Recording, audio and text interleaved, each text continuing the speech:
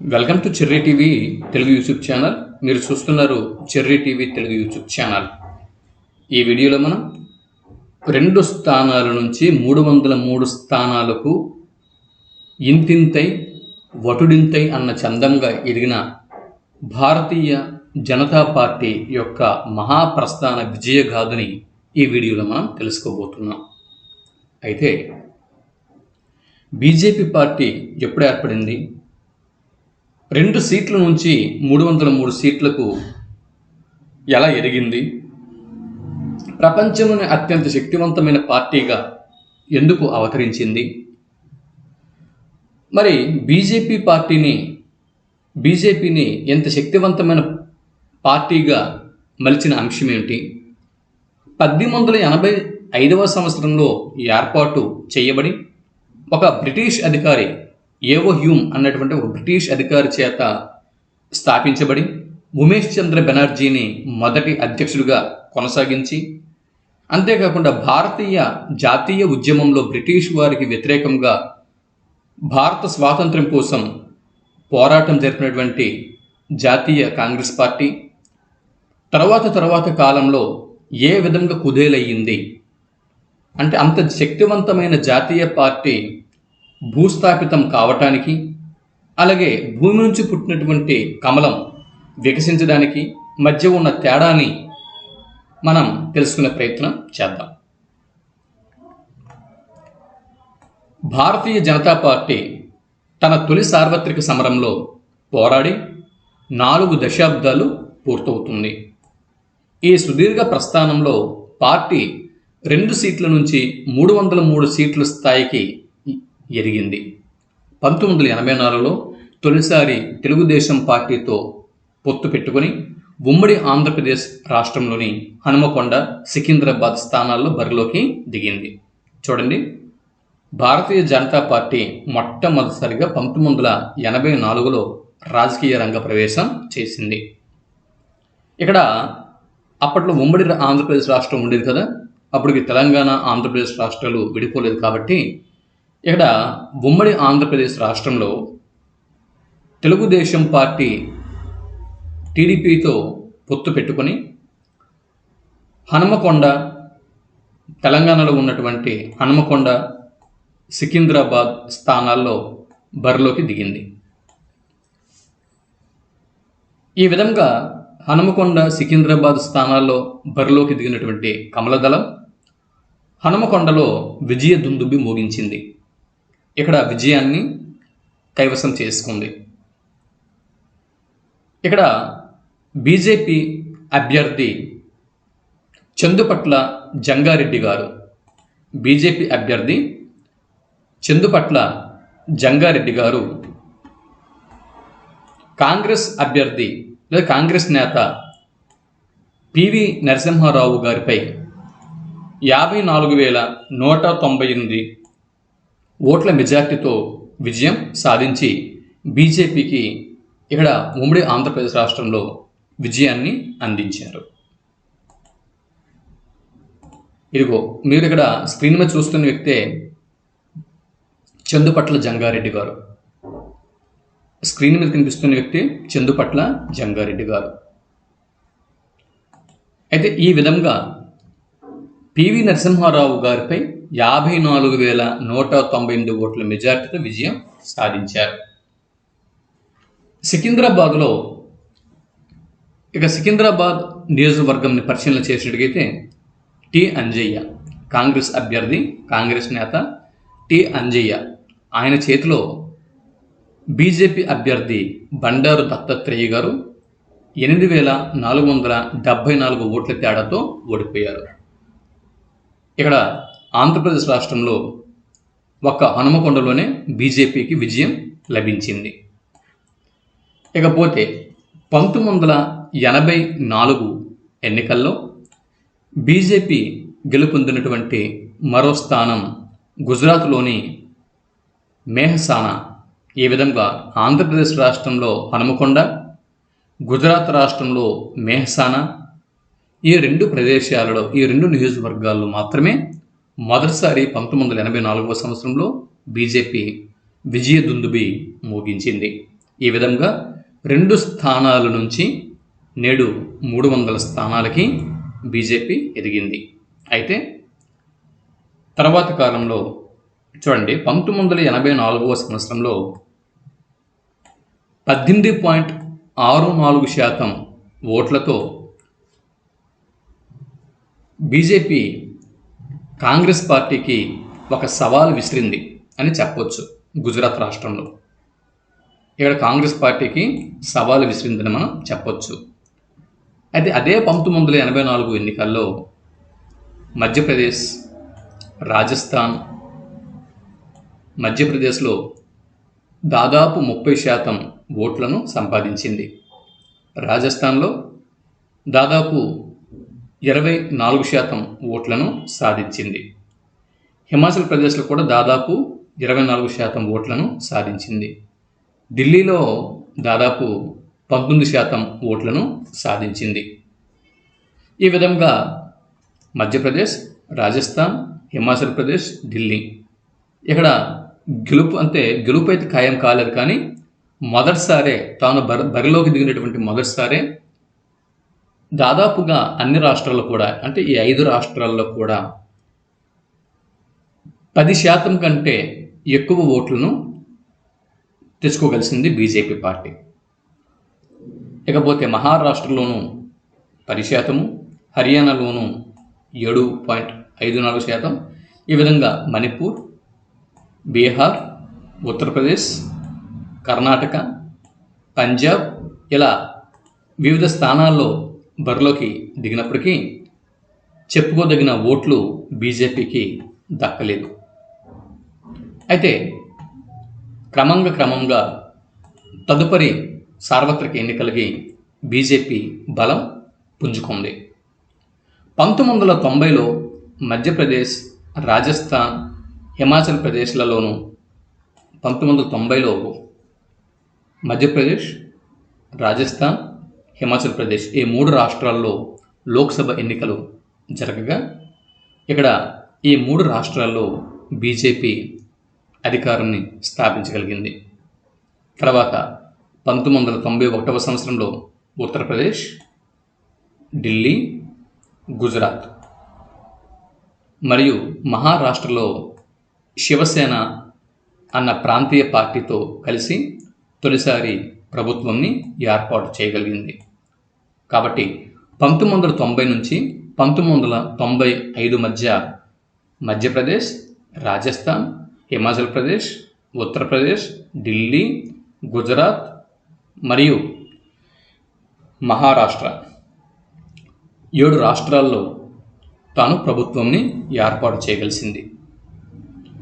మహారాష్ట్రలో అయితే స్థానిక పార్టీ శివసేనతో కలిసి ప్రభుత్వాన్ని ఏర్పాటు చేసింది.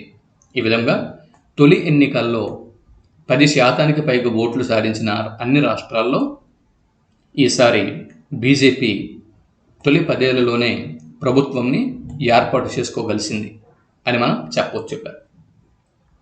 మనందరికి తెలిసిన విషయమే, బీజేపీ అనగానే మనకి మొదట గుర్తొచ్చేది ఆర్ఎస్ఎస్ దళం. భారత జాతీయ పార్టీ ఎరుగుదలకు ఆ పార్టీ సూక్ష్మ దృష్టితో పాటు రాష్ట్రీయ స్వయం సేవక్ సంఘ్ సంస్థాగత బలం కూడా బాగా కలిసి వచ్చింది. కమల దళం స్థానిక కుల, మత, ఆర్థిక, సామాజిక పరిస్థితుల ఆధారంగా వ్యూహాలని రూపొందించి ప్రతి ఎన్నికలోనూ ఒక సవాలుగా తీసుకుని పోరాట పటిమను కనబరిచింది.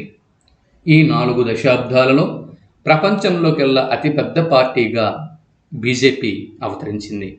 కేరళ, తమిళనాడు, తెలంగాణ, పశ్చిమ బెంగాల్ మినహా అన్ని రాష్ట్రాలలోనూ సొంతంగా అవ్వచ్చు లేదా మిత్రపక్షాలతో కలిసి అవ్వచ్చు దాదాపుగా ప్రభుత్వాలను ఏర్పాటు చేసుకోగలిసింది బీజేపీ పార్టీ.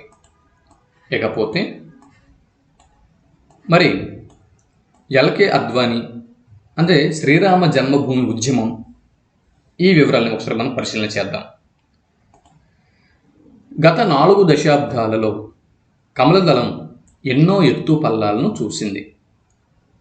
అంటే ఒక వ్యక్తికి తన జీవితంలో ఎత్తు పల్లాలు ఉన్నట్టే, ఒక సంస్థకి జీవితంలో ఎత్తు పల్లాలు ఉన్నట్టే ఇక్కడ బీజేపీ కూడా ఎన్నో ఎత్తుపల్లాలను చవిచూసింది.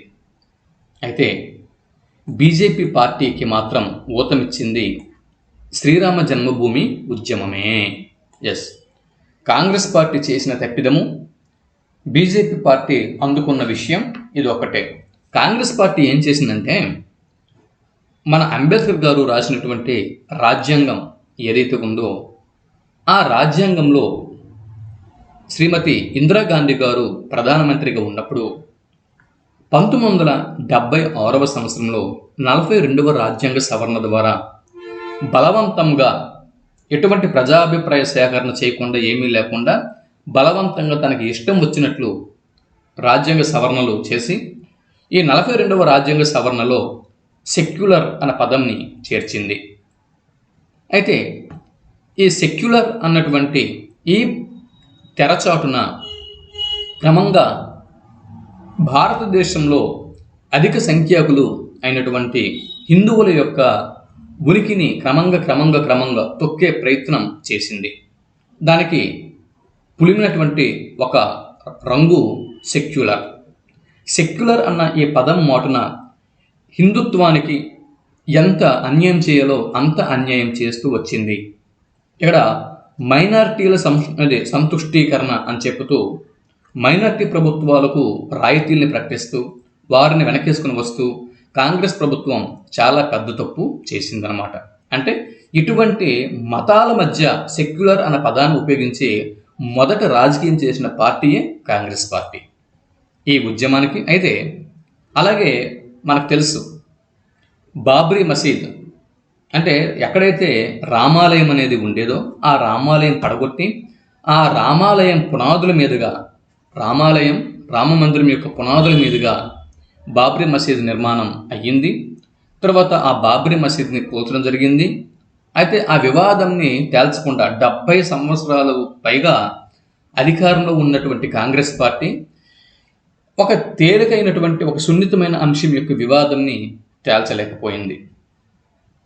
ఒకటే రెండా, ఇదే కాదండి, ఇంకోటి ఏంటంటే 370వ ఆర్టికల్. కాశ్మీర్ అనేది భారతదేశంలో భూభాగం, ఇది ఒక భూభాగం. అటువంటి భారతదేశంలో భూభాగమైనటువంటి కాశ్మీర్కు 370 అని చెప్పి ఒక ఆర్టికల్ని ఉంచి భారతదేశపు భూభాగమైనటువంటి కాశ్మీర్కు ఒక ప్రత్యేక రాజ్యాంగాన్ని ఏర్పాటు చేసి ఇది భారతదేశపు భూభాగం కాదు అన్నటువంటి అనుమానాల్ని ప్రజల్లో ఉంచి పాకిస్తాన్కు దగ్గర చేసే ప్రయత్నం చేసింది. ఇది చాలా పెద్ద తప్పిదం. కాబట్టి 370 ఆర్టికల్ ఇక్కడ రద్దు చేసి కాశ్మీర్ యొక్క సొంత రాజ్యాంగ ప్రతిపత్తి హోదాని రద్దు చేసి కాశ్మీర్ని భారతదేశంలో విలీనం చేసింది బీజేపీ పార్టీ.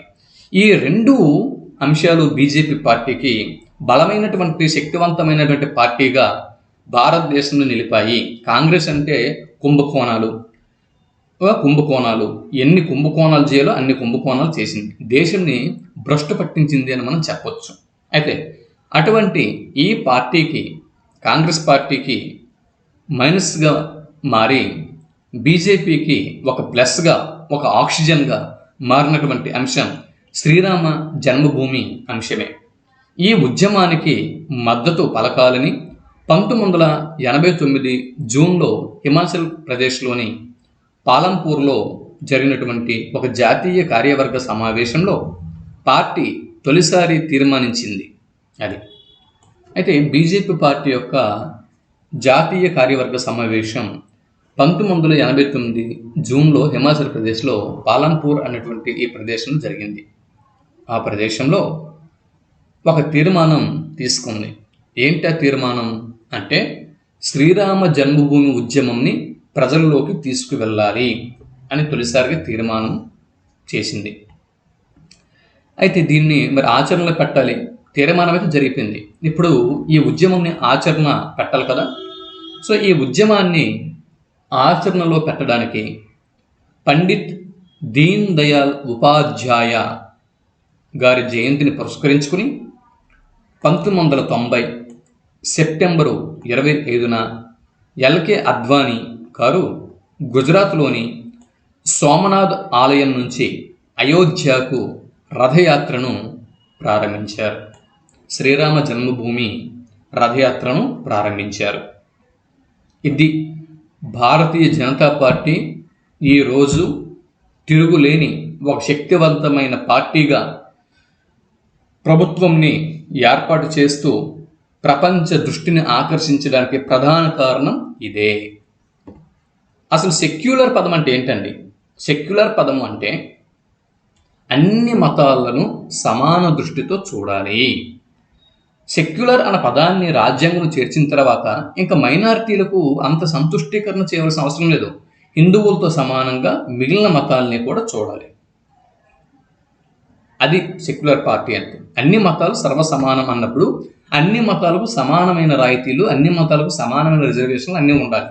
ఇక్కడ సమానము అంటున్నారు, సెక్యులరిజం అంటున్నారు, ఇంకొక పక్క ఇక్కడ మైనారిటీలు అని చెప్పి వాళ్ళకి ఎంత సంతుష్టీకరణ చేయాలో అంత చేస్తున్నారు. ఇక్కడ హిందువుల విషయం వస్తేప్పటికి చాలా అంటే ఆ హక్కుల్ని వీటిని హరించి వేస్తున్నారు అన్నమాట. కాబట్టి ఇటువంటి పరిస్థితులు హిందూ ప్రజల యొక్క మెదడులను ఆలోచింపచేశాయి. ఎప్పటి నుంచో ఒక వివాదంగా పడి ఉన్నటువంటి రామ జన్మభూమి అంశంని ఎప్పుడైతే మేము పరిష్కరిస్తాం అని బీజేపీ ఒక ఉద్యమంని ప్రారంభించిందో హిందువులందరూ కూడా బీజేపీకి ఓట్ల వర్షంని కురిపించారు. ఒక శక్తివంతమైనటువంటి పార్టీగా భారతదేశంలో నిల్చోబెట్టారు. ఇది బీజేపీకి టర్నింగ్ పాయింట్, కాంగ్రెస్ పతనానికి టర్నింగ్ పాయింట్ ఈ ఒక్క అంశమే. ఇకపోతే దాన్ని ఆచరణలో పెట్టడానికి పండిత్ దీన్ దయాళ్ ఉపాధ్యాయ జయంతిని పురస్కరించుకుని 1990 సెప్టెంబర్ 25న 1990వ సంవత్సరము సెప్టెంబరు 25వ తేదీన ఎల్కే అద్వానీ గారు గుజరాత్లోని సోమనాథ్ దేవాలయం నుంచి అయోధ్యకు రథయాత్రను ప్రారంభించారు. సోమనాథ్ దేవాలయం యొక్క ప్రత్యేకత ఏంటండి?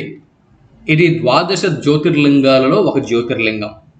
అంతేకాదండోయ్, గజనీ మహమ్మద్ భారతదేశం మీద 17 దండయాత్రలు జరిపి 17వ దండయాత్రలో గుజరాత్లో ఉన్నటువంటి పుణ్యక్షేత్రం అయినటువంటి సోమనాథ్ దేవాలయాన్ని కొల్లగొట్టి అందులో ఉన్నటువంటి అపారమైనటువంటి ధనరాశులని, వజ్రాలను, వైడూర్యాలను, లెక్కలేనంత సంపదను ఏనుగుల మీద తన దేశానికి తరలించకపోయినటువంటి ఒక మహా దొంగ గజనీ మహమ్మద్.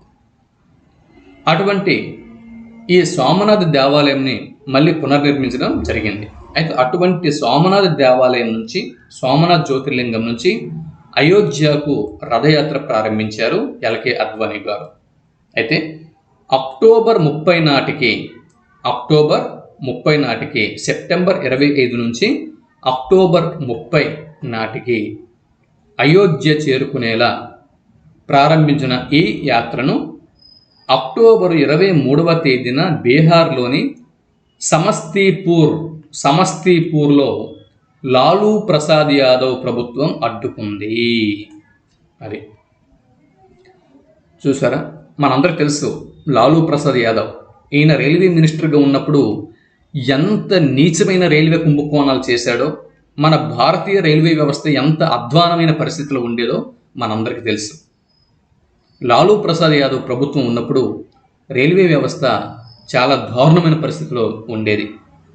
కుంభకోణాలు అపరిమితం, చాలా ఉద్యోగాలు డబ్బులకి అమ్మేశారు. ఇక లాలూ ప్రసాద్ యాదవ్ గారి ఈ కుంభకోణాల జాబితాని మీరు తర్వాత చదువుకోండి. అయితే అటువంటి రైల్వే కుంభకోణాల వీరుడు లాలూ ప్రసాద్ యాదవ్ ప్రభుత్వం ఇక్కడ బీహార్లోని సమస్తీపూర్లో ఈ రామ జన్మభూమి ఉద్యమంని అడ్డుకుంది. అడ్డుకోవడమే కాకుండా ఎల్కే అద్వానీ గారిని అరెస్టు చేసి 5 వారాల పాటు జైలులో 5 వారాల పాటు నిర్బంధించింది. ఇది దేశవ్యాప్తంగా ఉన్నటువంటి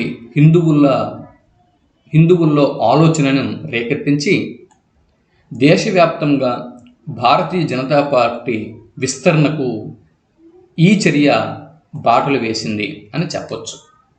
ఎప్పుడైతే ఎల్కే అద్వానీ గారిని లాలూ ప్రసాద్ యాదవ్ అడ్డుకున్నారో ఇక్కడ ఆయన చేస్తున్న తప్పేంటి? జస్ట్ రామ జన్మభూమి ఉద్యమంని లేవదీశారు. అవునా? అక్కడ శ్రీరాముడి ఆలయం ఉండేది, దాని మీద బాబ్రీ మసీదు నిర్మించారు. సో దానిని మరి ఆ వివాదం అనేది ఇంకేమీ కూడా తేల్చకుండా అలా వదిలేసినారు. దాన్ని కోర్టులో వేయండి, కోర్టులో వేసి ఎటు న్యాయం ఉంటే అటు మీరు తీర్పు చెప్పండి అని చెప్పి ఒక న్యాయసమ్మతంగా, ఒక న్యాయబద్ధంగా రామ జన్మభూమి అంశంని తీసుకోవాలి అని ఆయన అనుకున్నారు. అందుకోసం ఒక యాత్రని చేపట్టారు. ఈ యాత్రకు లాలూ ప్రసాద్ ప్రభుత్వం ఇక్కడ అంటే కాంగ్రెస్లో అప్పుడు యూపీఏ ప్రభుత్వంలో ఒకరైనటువంటి లాలూ ప్రసాద్ యాదవ్ దీన్ని అడ్డుకోవడం జరిగింది. ఈ చర్య బీజేపీ విస్తరణకు దారులు ఇచ్చిందనమాట. దాని ఫలితం 1991 నాటి ఉత్తరప్రదేశ్ ఎన్నికల్లో కనిపించింది. అక్కడ బీజేపీ తొలిసారిగా విజయం సాధించి కళ్యాణ్ సింగ్ నేతృత్వంలో ప్రభుత్వంని ఏర్పాటు చేయగలిగింది. ఇకపోతే 1984 నుంచి 2004 వరకు వాజ్పేయి మరియు ఎల్కే అద్వానీ బీజేపీని ముందుండి నడిపించారు. తొలుత కాంగ్రెస్ వ్యతిరేక శక్తులను కూడగట్టుకున్నారు. ఆ పార్టీ ఆధిపత్యానికి గండి కొట్టారు. తర్వాత హిందుత్వవాదాన్ని భుజాన వేసుకొని బీజేపీ తనకంటూ ప్రత్యేక స్థానాన్ని సంపాదించుకుంది. ఓటు బ్యాంకును పెంచుకుంది. వ్యక్తులపై ఆధారపడకుండా సంస్థాగతంగా బలోపేతం అయ్యింది. తన వ్యూహాలను, భావాలను ప్రజల్లోకి సులభంగా తీసుకువెళ్లేలా అంతర్గతంగా పటిష్ట యంత్రాంగాన్ని ఏర్పాటు చేసుకుంది బీజేపీ ప్రభుత్వం. ప్రజల మానసిక స్థితిగతులను పసిగట్టి అందుకు అనుగుణమైన అంశాలను ఎన్నికల నినాదాలుగా మలుచుకుంది. ఓట్లు రాబట్టుకునే నేర్పు సాధించింది. 1996, 1998, 1999 ఎన్నికల్లో దేశంలో అతిపెద్ద పార్టీగా అవతరించి వాజ్పేయి నేతృత్వంలో సంకీర్ణ ప్రభుత్వాలను ఏర్పాటు చేయగలిగింది. ఇకపోతే 2004 సార్వత్రిక ఎన్నికల్లో బీజేపీ పరాజయం పాలయ్యింది. ఆపై అనారోగ్యంతో వాజ్పేయి క్రియాశీల రాజకీయాలకు దూరమయ్యారు. అప్పటి నుంచి ఎల్కే అద్వానీ గారు ఒంటరి పోరాటం చేశారు. అయితే 2009 ఎన్నికల్లో పార్టీ ఓట్ల శాతం 20% లోపుకు పడిపోయాయి. దిద్దుబాటు చర్యలు చేపట్టిన బీజేపీ నాయకత్వం 2014లో అప్పటి గుజరాత్ ముఖ్యమంత్రి నరేంద్ర మోడీని జాతీయ రాజకీయాల్లోకి తీసుకువచ్చి దూకుడు ప్రదర్శించడంతో ఆ పార్టీకి తిరుగులేని విజయాలు దక్కాయి. ఇక్కడ బీజేపీకి ప్రధానమైనటువంటి వరం ఏంటంటే కుటుంబ రాజకీయాలు బీజేపీలో లేవు. చూడండి, బీజేపీలోని నేతలందరూ కూడా ఆర్ఎస్ఎస్ నుంచి వచ్చిన వాళ్ళు, లేకపోతే ఇంకొక ప్రదేశం నుంచి వచ్చిన వాళ్ళు తప్పించి కాంగ్రెస్లో వలె కుటుంబ రాజకీయాలు లేవు. కాంగ్రెస్ పార్టీ తీసుకుంటే జవహర్లాల్ నెహ్రూ, తర్వాత ఆయన కుమార్తె ఇందిరాగాంధీ, తర్వాత రాజీవ్ గాంధీ, దాని తర్వాత ఏంటంటే రాజీవ్ గాంధీ తర్వాత సోనియా గాంధీ తర్వాత రాహుల్ గాంధీ. అంటే భారత జాతీయ కాంగ్రెస్ ఏదైతే ఉందో, ఈ భారత జాతీయ Congress party, Indian national Congress party, ఇది ఒక కుటుంబ పార్టీగా తయారైపోయింది. అంటే ఇప్పుడు భారతదేశంలో కాంగ్రెస్ నేతలు లేరా? భారతదేశంలో కాంగ్రెస్కు నాయకత్వం వహించే వాళ్ళు లేరా? భారతదేశంలో హేమాహేమీలు ఉన్నారు. అలా కాకుండా వాళ్ళ కుటుంబమే అంటే కాంగ్రెస్ భారతదేశానికి స్వాతంత్రం అందించినటువంటి కాంగ్రెస్ పార్టీ, భారతదేశపు ఈ కాంగ్రెస్ పార్టీలు ఎంతోమంది యోధులు ఈ దేశం కోసం ప్రాణాలు అర్పించారు. అటువంటి పార్టీలో చివరికి కుటుంబం యొక్క ఆధిపత్యం ఎప్పుడైతే ఈ కాంగ్రెస్ పార్టీలు స్థిరపడిందో అప్పుడే కాంగ్రెస్కు ఒక దీన్ని ఏమంటారంటే పతనావస్థ కూడా ప్రారంభమైంది అని మనం చెప్పుకోవచ్చు. ప్రజలు అమాయకులు కాదు, ప్రజలు అన్నీ గమనిస్తూ ఉంటారు. అంటే యాకం గాంధీ అని చెప్పి ఇక్కడ యాకం ఒక వంశానికి చెందిన వారు తప్పించి, ఆ ఫ్యామిలీ మెంబర్స్ తప్పించి ఆ పార్టీ యొక్క పగ్గాలు వేరే వాళ్ళకి ఇవ్వట్లేదు. అది ఇక్కడ ప్రధాన సమస్య. కానీ బీజేపీ అలా కాదు. ఎక్కడైతే మంచి లీడర్షిప్ క్వాలిటీస్ ఉన్నటువంటి నాయకులు ఉన్నారో అటువంటి వాళ్ళని బయటకు తీసుకువస్తుంది పార్టీ. ఇది బీజేపీ కలిసి వచ్చినటువంటి మరో అంశం. అయితే 2004 2014 మధ్య కాంగ్రెస్ చేసిన పొరపాట్లు 2G కుంభకోణం, బొగ్గు కుంభకోణం, కామన్వెల్త్ కుంభకోణం, ఆదర్శ కుంభకోణం, ఈ కుంభకోణాలతో ప్రజలు విసిగెత్తిపోయారు. ఇకపోతే అన్నా హజారే చేసిన అవినీతి వ్యతిరేక ఉద్యమం, ఢిల్లీలో నిర్భయ ఘటన, ఇవన్నీ కూడా మన్మోహన్ సింగ్ నేతృత్వంలోని యూపీఏ ప్రభుత్వంపై తీవ్రమైనటువంటి ప్రజా వ్యతిరేకతకు కారణాలు అయ్యాయి. ఈ అవకాశాన్ని వడిసెపట్టుకొని బీజేపీను ఢిల్లీ పీఠం వైపు నరేంద్ర మోడీ గారు సులభంగా నడిపించగలిగారు. కాంగ్రెస్కు ప్రత్యామ్నాయం లేదన్న ఒకప్పటి పరిస్థితుల నుంచి బీజేపీకి ప్రత్యయం లేదు అన్న స్థితికి ఇప్పుడు భారతదేశ రాజకీయాలు చేరుకున్నాయి. నిజమే, ఇప్పుడు బీజేపీ కంచుకోటని బద్దలుగొట్టాలంటే అంత ఆషామాషి విషయం కాదు. బీజేపీ అంత బలవంతమైన పార్టీగా మారిపోయింది. ఇకపోతే 1984 ఎన్నికల నుంచి బీజేపీ ప్రస్థానం ఇలా కొనసాగింది. 1984వ సంవత్సరంలో 229 స్థానాల్లో బీజేపీ పోటీ చేస్తే కేవలం 2 స్థానాల్లో మాత్రమే విజయం సాధించింది. ఇకపోతే 1989వ సంవత్సరంలో 225 స్థానాలకు పోటీ పడితే కేవలం 85 స్థానాల్లో మాత్రమే గెలుపొందింది. 1991వ సంవత్సరంలో 477 స్థానాల్లో పోటీ చేసింది. కాగా 120 స్థానాల్లో గెలుపొందింది. 1996వ సంవత్సరంలో 471 స్థానాల్లో పోటీ చేస్తే 161 స్థానాలు గెలుపొందింది. 1998లో 388 స్థానాల్లో పోటీ పడితే 182 స్థానాలు గెలుపొందింది. 1999వ సంవత్సరంలో 339 స్థానాల్లో పోటీ చేస్తే 182 స్థానాల్లో గెలిచింది. 2004వ సంవత్సరంలో 364 స్థానాల్లో పోటీ చేస్తే 138 స్థానాల్లో మాత్రమే గెలిచింది. 2009వ సంవత్సరంలో 433 స్థానాల్లో పోటీ చేస్తే 116 స్థానాల్లో మాత్రమే గెలిచింది. 2014లో 428 స్థానాల్లో పోటీ చేస్తే 282 స్థానాల్లో గెలుపొందింది. 2019 సంవత్సరంలో 436 స్థానాల్లో పోటీ చేస్తే 303 స్థానాల్లో గెలుపొందుకుంది. ఇక్కడ మీరు చూసుకుంటే బీజేపీకి దక్కిన ఓట్ల శాతం క్రమంగా గ్రాఫు పెరుగుతూ వచ్చింది. ఒక్క 2004 సంవత్సరంలోనూ 2009వ సంవత్సరంలోనూ, ఇక్కడ 2004, 2009 ఇక్కడ మాత్రమే బీజేపీ యొక్క గ్రాఫు తగ్గింది తప్పించి, అంటే ఎప్పుడు కూడా గతంతో పోల్చుకుంటూ చూస్తే బీజేపీ యొక్క గ్రాఫు క్రమంగా పెరుగుతూ వచ్చింది తప్పించి ఎక్కడ కూడా తగ్గలేదు. అది కాబట్టి ఇప్పుడు తర్వాత బీజేపీ పార్టీ ఈ రోజుల్లో ఎంత అంటే ఈ విధంగా గెలుపొందడానికి, ఈ విధంగా తన యొక్క ఉనికిని విస్తృతపరచుకోవడానికి కారణం సోషల్ మీడియా కూడా కొంత ప్రభావం ఉంది. అప్పట్లో సోషల్ మీడియా ఉండేది కాదు, న్యూస్ అనేది ప్రజలకు చేరేది కాదు, అక్కడ కేంద్రంలో ప్రభుత్వం ఏం చేస్తుంది అనేది ప్రజలకు తెలిసేది కాదు. ఎప్పుడైతే సోషల్ మీడియా విప్లవం అనేది వచ్చిందో, ఈ సోషల్ మీడియా విప్లవం వల్ల ఏంటంటే ఇప్పుడు కాంగ్రెస్ పార్టీ కానీ బీజేపీ కానీ ప్రపంచవ్యాప్తంగా ఏం జరిగినా కూడా క్షణాల్లో ప్రజల ముందు ఉంటున్నాయి. కాబట్టి ప్రజలు చైతన్యవంతం అవుతున్నారు. కాబట్టి ఇటువంటి పరిస్థితుల్లో రాజకీయాలు అనేవి కరెక్ట్గా ఉన్నప్పుడు మాత్రమే సరైన నాయకుల్ని ప్రజలు ఆదరిస్తారు. లేనప్పుడు ఏమైనా తేడా ఉంటే ఆ నాయకుల్ని ఇంటికి పంపించేస్తున్నారు. అది కాబట్టి ఇకపోతే ఆంధ్రప్రదేశ్లో బీజేపీ ప్రయాణం ఇలా ఉంది. మనం చూద్దాం. ఆంధ్రప్రదేశ్ విషయం వస్తప్పటికీ ఇక్కడ ఏపీలో అయితే బీజేపీకి ఇంకా స్థానం దక్కలేదు. తెలంగాణలో మెల్లమెల్లగా పాగా వేస్తుంది.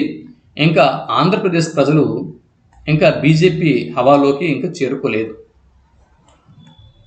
అది ఈ విధంగా బీజేపీ తన యొక్క మహాప్రస్థానాన్ని కొనసాగిస్తూ వస్తున్నది. మేబీ ఈసారి కూడా బీజేపీ గెలిస్తే ఇంకా దాదాపు తనకి ప్రత్యామ్నాయ పార్టీ కేంద్రంలో ఉండకపోవచ్చు. అంత బలమైనటువంటి శక్తిగా పార్టీ క్రమంగా ఎదుగుతుంది. భవిష్యత్తులో నరేంద్ర మోడీ తర్వాత మన యోగి ఆదిత్యనాథ్ గారు, ప్రస్తుతం ఉత్తరప్రదేశ్కి ముఖ్యమంత్రిగా ఉన్నటువంటి యోగి ఆదిత్యనాథ్ గారు భారతదేశపు ప్రధానమంత్రిగా ఆయన్ని చూడాలి అని చెప్పి ఎంతోమంది యువత ఉవ్విళ్ళూరుతున్నారు. అందులో నేను ఒకరిని. కాబట్టి నరేంద్ర మోడీ గారి తర్వాత వెంటనే బీజేపీ పగ్గాలు కేంద్రంలో ఇక్కడ యోగి ఆదిత్యనాథ్ గారికి అప్పగిస్తే దేశం మరింత ముందుకు వెళ్తుంది, అభివృద్ధి పదంలో దూసుకుపోతుంది అని విశ్వసిస్తూ ఈ వీడియోని ముగిస్తున్నాను.